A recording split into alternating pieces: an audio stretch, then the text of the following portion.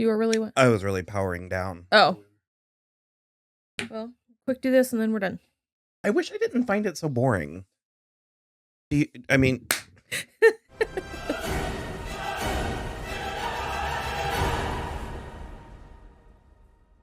Hello, everybody. I'm Will. And I'm Kristen. And this is I'm watching Moon Knight Season 1, Episode 4. The Tomb. Mm-hmm. I wish I didn't find it so boring. We're not loving it, so it's like if you're a fanboy looking 4 days late for coverage of the Episode 4 of Moon Knight, there are other videos. Yeah. I mean, it's not abysmal. It's not terrible, but No. I don't know. I don't really care. Like, yeah, I don't hate it. And it's, I guess, an interesting, or it could be a very interesting character study. I'm bogged down by I don't need the personalities. Oh, like Marc and Steven. And I want one or the other. so, It's and like, then they go to this, like, mind palace mental hospital thing, and we don't even get the third personality. We just get the two of them there's apparently in separate 5 bodies. in the comic. Yeah, I don't, because that's the other thing is, like, I don't know anything about Moon Knight. And so, like, there's not even anything to snag me based on, like, ooh, I bet they're going to do this next. It was so sort of, like, vague and generic for the first 3 episodes. So to come in and, like, completely flip the script, it's like, oh, so here's an entirely different vague and generic It's thing. like, So I'm like, yeah. I'm not... Is this the new reality? Is this like, I don't... So that is the part where I'm like, you need to fully establish what we're doing first before we introduce a secondary reality into the mix. And so, like, I guess the vibe, the whole main vibe of this episode is that Layla and Steven/Marc are going to find the tomb where Amit's, they keep calling it something. The little Avatar? The statuette. Oh, the thing. Ushapti? Yeah. So they go to find that. It turns out... So, okay, sorry, I'm interrupting No, you, you're fine. and I actually wanted you to do just that, but I was going to say, what is this show about? Is this show about Arthur Harrow, trying to save the world by killing off half the population again? Yeah. And Steven and or Marc and or Layla and or this fourth person is trying to stop him? Is that what the show's about? Seemingly. Yes. Okay, so the Egyptian gods are real, and they have avatars, which are humans that speak on their behalf. Yeah. It seemed like, based on that very first shot of this episode, that the avatars are like imprisoning other gods. Yeah, that I really am unclear about. And the other thing, too, is like what you brought up just before, where if... So I'm like, is the Ennead imprisoning all of the other deities, or are the avatars going rogue? That I don't know. And I think also, who knows if it even matters? Is that real reality, or is this new thing I think real it reality? is. I think this new thing, I think that this all-white Mind Palace is what's in the body that is portrayed as Oscar Isaac. The body being portrayed by Oscar Isaac that houses Steven, Marc, and potentially a third More. identity. Okay. I think that that's what their prison is in, or that's where... Okay. Because he was shot twice in the chest. So he still has 1 life left. I guess. Yeah, no, I would imagine if we're going Yeah. by Batman Returns rules, he would need to be shot 3 times for Sure. it to... Well, even that, because it's like he fell in slow motion into like that like ankle deep pool of water, but then he was sinking into the sunken place in a way that I was having a hard time identifying where the transition happened. Sure. I didn't mean to interrupt you. What were you... Oh, the tomb that they go to find the little statue in is supposedly the tomb of Alexander the Great. Yeah, that also... the Eye of Horus map. Yeah. That's the thing. I'm really just like, certain that that's what it was. I'm just like, sure, dude. Whatever you say, I guess.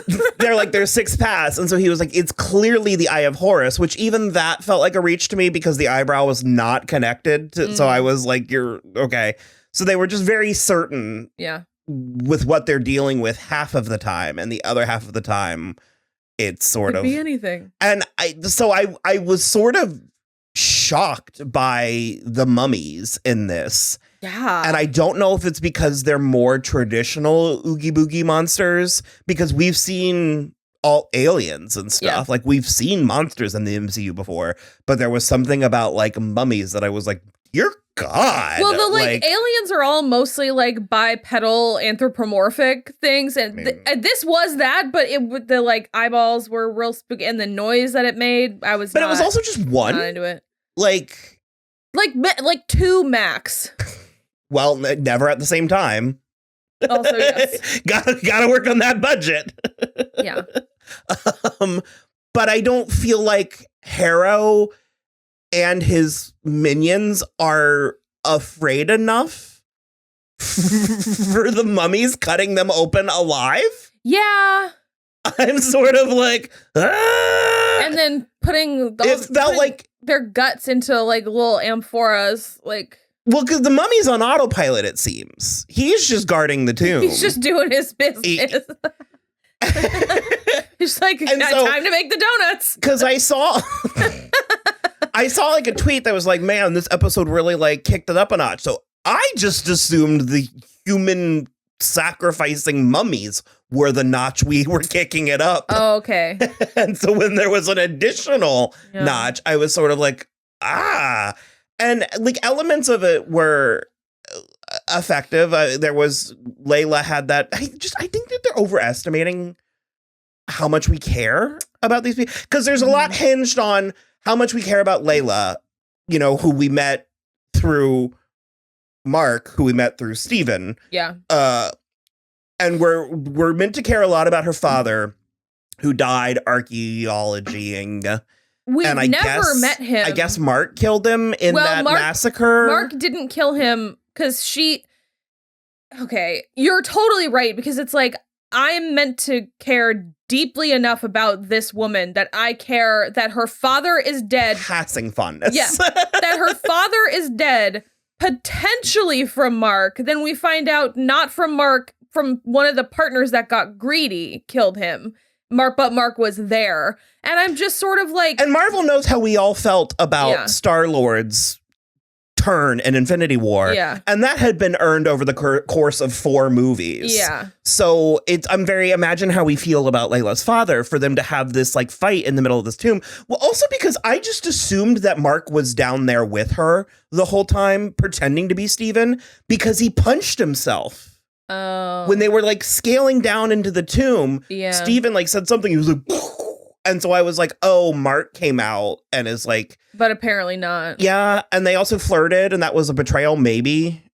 Dude. Okay. Look, I had a discussion just recently about this with Trevor on our Buffy podcast. It's not cheating in the first place. And also, it just goes into the whole, like, would you fuck a clone of yourself kind of conundrum. And it's like, yeah, you would. If you're saying no, you're lying. Well, because she was like, you smell like him. And I was like, I was like, if we know one thing, we know that it is the same physical, organic body. Yeah. It's not a twin. It's not like an illusion of... Which she does immediately after... She didn't have face-off surgery. Of course. And immediately after, she is like, I mean, why wouldn't you? But I'm like, then why'd you even bring it up? Of course he smells the same. He's gonna kiss the same. It's gonna be the same. I feel like Steven would kiss differently than Mark. Fair enough. Withdrawn. Steven kisses like a... Motion of the ocean is what I'm guessing. Okay. I'm with you. But, I mean, regardless, it's just, I don't know. It's, again, you're right. It's like passing fondness. And we're like treating this like it's like the Pepper and Tony, or, you know, and I'm just like. Well, I'm still sort of thrown by like episode 1 and 2, where I'm like, so we're beyond the halfway point here. And I'm too fixated, which has been one of my downfalls with these Disney Plus shows, is I'm assuming that they're getting the most out of every possible minute, every possible buck. And so I'm like, what happened to the one-armed goldfish, or the one-finned goldfish? And who was that like mime? And what about his like bitch of a boss? And so I just sort of... she was in this episode. She was one of the other patients. Donna, yeah. Okay, so that was my bad. Well, and then, because that's the thing, in that case, I would imagine that, like, the fish in the mental hospital reality with one fin died, and they replaced it the next day. But I also refuse to believe that that's the actual reality. I know, me too. It's I'm fighting bizarre. real hard that the mummies is the real reality, but yeah. Because, well, I mean, I don't know, though. Who knows? Because in this mental hospital reality, they run into Towerette. It's Towerette. Yeah. She's like, I don't really know a lot about her. She's like a hippo. She is portrayed as a bipedal hippopotamus with limbs like those of a feline. I was gonna say she's like a all Egyptian gods are like protection, birth, and also like torturous warfare. So and she is, it seems, only protective because it's childbirth and fertility. Yeah, I was bummed that we don't have her gigantic breasts. Yes. She's supposed to have like the deity is typically depicted as a bipedal female hippopotamus with feline attributes, pendulous female human breasts, the limbs and paws of a lion, and the back and tail of a Nile crocodile. She was also kind of meek, or not really meek, well, but she just sort of like, hi. Ooh, Yeah. Which would that were the show we're watching? If she's in episodes 5 and 6, you straight up killed me with that. What did I even say? It was just kind of very Betty Boop-ish. It was like really good. No, I will take all of this back if she is part of the gang for the next 2 episodes. So that's the thing too, is like I'm still fully prepared to turn my tune around with the last 2 episodes, but I need like what you said. There's just a genericism. I need them to be making the most of this. Okay, that I find rich from that to pull that VHS.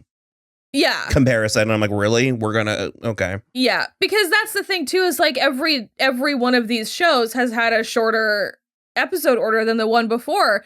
And in my mind, I'm sort of like, oh, cool. They've like tightened up some stuff. And every time it gets shorter, I'm like, you didn't tighten stuff up at all. In fact, I feel like the last 1.5 episodes are going to be crammed full of stuff we should have been knowing from the start. Mm-hmm. And that's going to annoy me. Mm-hmm. I mean, bringing out Alexander the Great, I feel like that's a card to play. And then just immediately defiling his tomb and body. Just ripped his whole face covering, ripped his jaw open, and shoved his arm down his throat. I just like Alexander played him like an accordion. Yeah, like I said, I mean, I'm not enjoying. I don't enjoy being like a sourpuss or whatever, but it just, I feel like I think for something that was a property that like not just the average movie, like Marvel. Okay, because we're not into the comic books, so I feel like just as a general viewer of all of the Marvel properties up to this point, which I believe is what a majority of the people who are enjoying this stuff are. We don't all have deep lore knowledge of the comic books.